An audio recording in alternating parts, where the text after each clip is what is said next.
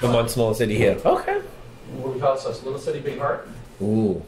Hey, that's a good episode name too. Little City, Big Heart. Are you a brewhead? I'm a brewhead. Are you a brewhead? I'm a brewhead. Y'all are brewheads? Yeah, we brewheads. So pour a glass of craft beer, we can do this. Yeah. What's good, y'all? This is C-Certified Brewhead, and welcome to episode 128 of Beer and Other Shit podcast. Today we're in glorious, is it Vergennes or Vergennes? Vergennes, you actually pronounce the S. I thought it was like French, like Vergennes. Not quite?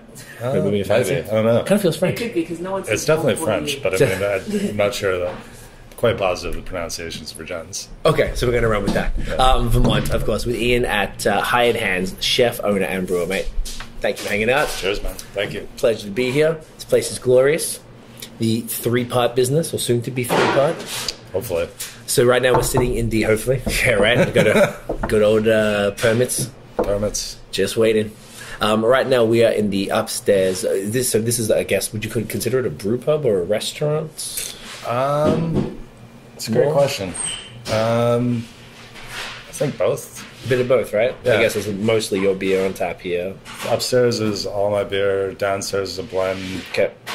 All my food. So I guess, yeah. It feels like a brew pub to me. Kind of Yeah. feels a brew pub vibe. And then downstairs, Bar Antidote, which is the original bar that you started with, which we'll get to in a sec. Yep. And then we just saw the soon-to-be, I guess, brewery at the back there. A few months away from completion. Looking good. So this is great. What are we drinking right now, man? What do you got? I have the new incarnation of the Addi Roots IPA, which is a IPA sourced completely in Addison County. Okay. And that's the name of the region, Addison County? Okay. Every ingredient minus yeast is coming from within 13 miles of here. Very cool. Singly dry hopped with Alpha Aroma and Cascade and Centennial throughout the boil. Nice. Did you say, what was the first hop? Alpha Aroma. Aroma. I don't think I've heard that.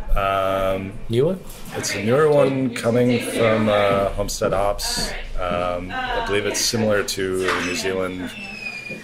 Totally going to butcher this one. Raku? Oh, Raku. Oh, with the R. Yeah, Raku. Yeah. Yeah, they're good. Okay, sick. And what is this bad boy that I have? You have the Tractor Pilsner, which is, again, 100% Addison County. Love it.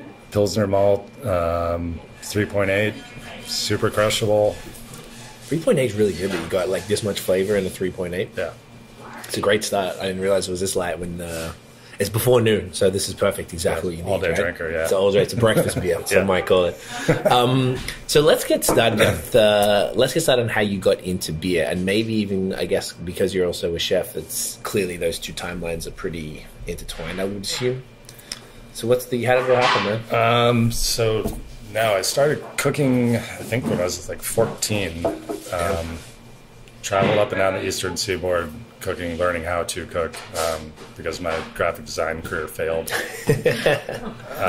For the better of the taste buds of Vermonters. Yeah, I think for the better of myself and mental makeup too. Yeah, it's intense clients.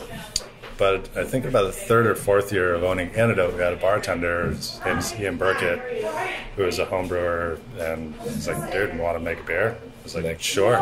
So we grabbed some extract malt, grabbed some random stock pot in the kitchen, and threw together a beer. And then we were like, it felt kind of like we were cheating using the extract like initially. So we grabbed a couple coolers and converted them into mash tuns. Chose the wrong coolers because we got the rectangular ones. Didn't do any research, and then made the lightest imperial stout ever. Was it good though? It was about 4.2. It was another. No, we got no yield, but we still drank it. It was good. Learned from our mistakes and just kept going. Okay. And then, were you a beer guy before then? Like, did you get it? Yeah. I love beer at that point. I mean, grew up in Vermont.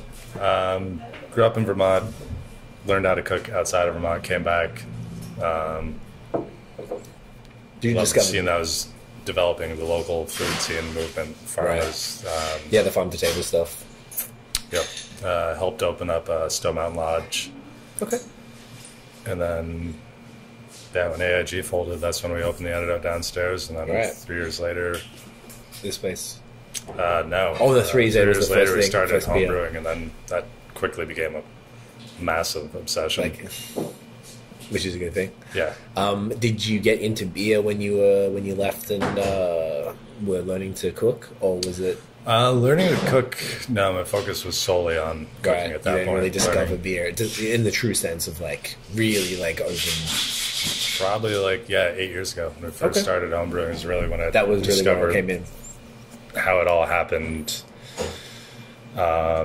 The process. I mean, the process is what really excited me, I guess, most as a cook. I mean, you got all these ingredients you can play with. I mean, there's endless amounts of malts. Each hop does something different. Each yeast does something different. Yeah, That was the funnest epiphany. Is what the yeast does. It was like, oh god, so yeast this is crazy. turn everything on its head. This is great. And then the adjuncts, not even to mention that, like you just chuck literally anything in there. Yeah. Change the flavor up. Yep. When you discovered homebrewing then, did that make you want to sort of get out there and like try all the beers from, whether it's local or otherwise? Absolutely. That kind of inspired that side of it? Yeah, so for every homebrewing session that we'd be doing in the basement is basically, it's pretty much It's our a only drinking day off session, at that right? point. Yeah, so the week prior, when we're going up to buy the yeast of Malt Homebrew, we would go hit up the bevy and be like, okay, now we got to pick out 8 to 10 different beers that we want to have throughout the day.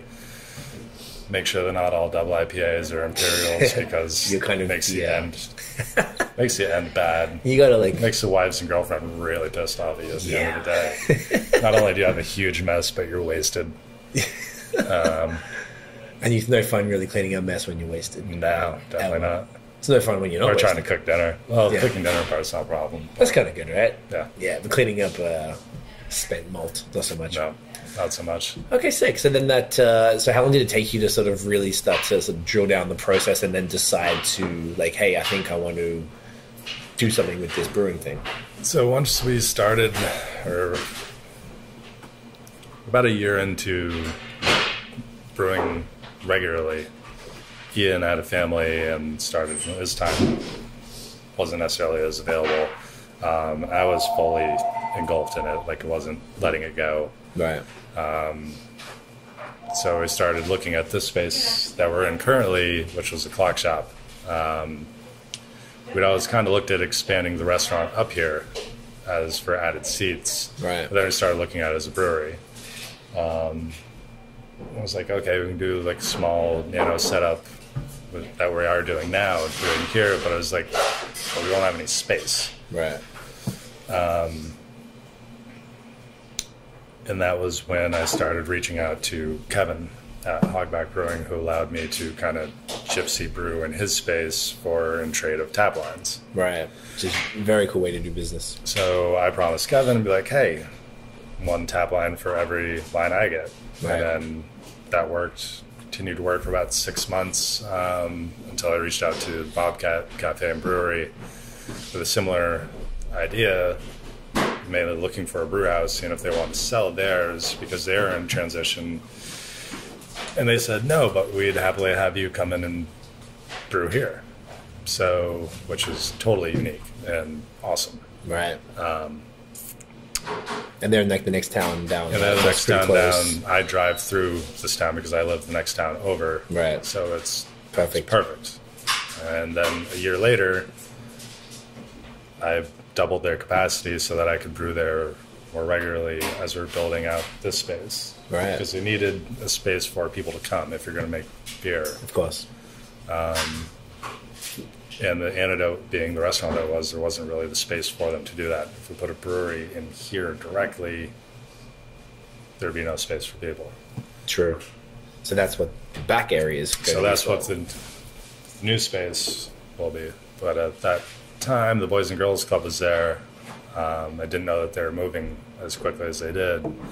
So when we invested into the Bobcat facility, that was going to be our home for a while. Right.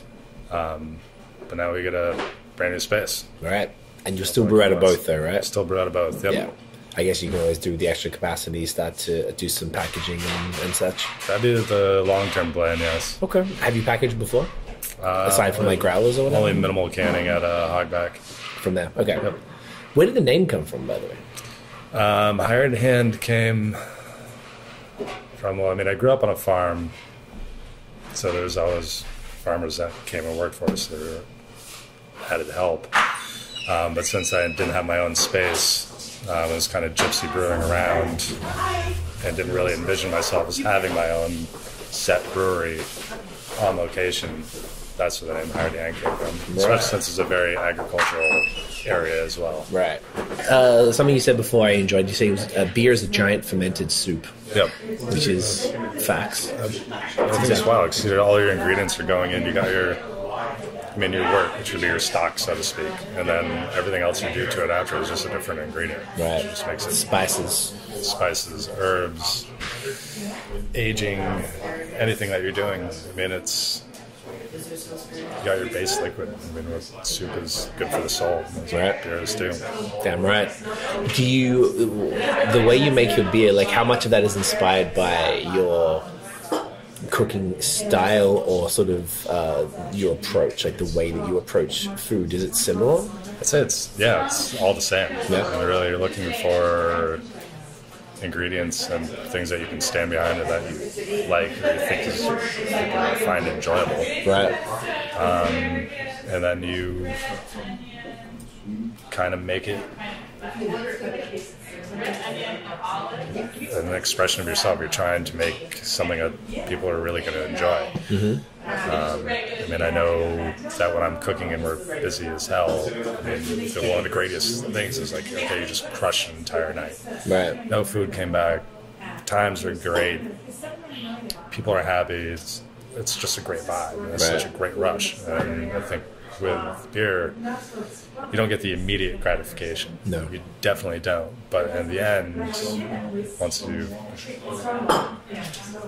made the beer, the carbonation's good, and once you pass it across the bar, and if you get that same gratification from the person, like, oh, they're smiling, happy, they're liking it, enjoying everything, that's when you get that. It's just a blast. So you're getting a double hit of that. Yeah. Which is very cool. Yeah, it's very cool. Do we cover everything? Richard, did we cover everything? Beer cocktails, local food, beer. Vergennes is a little tidbit for you. Is it the United States' smallest city? Officially? I don't know if it is anymore. Vermont's smallest city? No? Oh, actually, the whole country. Small cities in the United States. I think it is the smallest city in the United States. Vermont's smallest city here. Okay. What we call it? Little City, Big Heart. Ooh. Hey, that's a good episode name too. Little City, Big Heart. Stop it. Killing me with these names right now. Little City, Big Beer. Ooh. Little City, Big Flavor. Ooh. Wow, this is too good. You guys are awesome. You guys are marketers. Yeah. Big beer, heart, flavor. All right. You're giving me a lot to work with. So basically, if you come to Vermont, you need to come to Vergennes or Vergennes, as Montreal would say it. And get down here. What's the address? 35C Green Street. There you go. Made you think, huh? Yeah. It's like asking me my phone number. Like, you guys like, I don't know. It's on my phone, dude. I don't know. Just text me. Well, thank you so much for your time. Really appreciate it. Where can we find Hired Hands online? And Bar Antidote, of course. HiredHand.com and BarAntidote.com. That's easy. HiredHandBrewing.com. That's why you're here. Yeah. And social media? And the social? At Hired Hand Brewing. At Hired Hand Brewing.